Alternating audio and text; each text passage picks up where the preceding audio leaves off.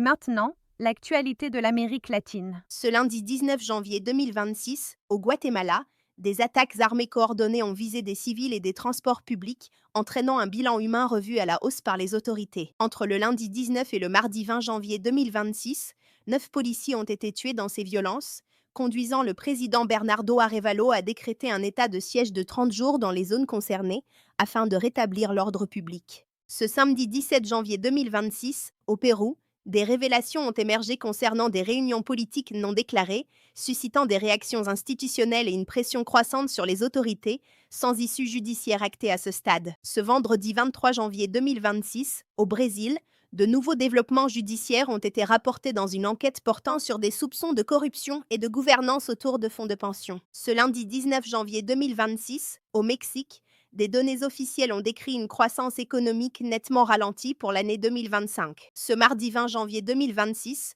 des sondages de marché ont fait état d'une accélération de l'inflation à la mi-janvier, dans un contexte de tensions persistantes sur les prix. Ce mercredi 21 janvier 2026, les projections économiques pour 2026 ont été qualifiées de modérées en raison d'incertitudes commerciales et financières. Ce mercredi 21 janvier 2026, l'Équateur a annoncé l'instauration d'un tarif sur l'électricité importée de Colombie, une décision immédiatement contestée par Bogota. Ce vendredi 23 janvier 2026, la Colombie a annoncé l'arrêt de certaines ventes d'électricité vers l'Équateur et évoqué d'éventuelles mesures tarifaires supplémentaires, marquant une escalade du différend. Ce lundi 19 janvier 2026, au Chili, de violents feux de forêt ont provoqué des victimes et d'importantes destructions dans plusieurs zones. Entre le lundi 19 et le mardi 20 janvier 2026, le bilan humain a atteint au moins 19 morts, conduisant les autorités à décréter l'état de catastrophe dans 2 régions. Ce mercredi 21 janvier 2026, les incendies restaient actifs, tandis que les évacuations et les dispositifs d'urgence étaient maintenus. Ce mercredi 21 janvier 2026,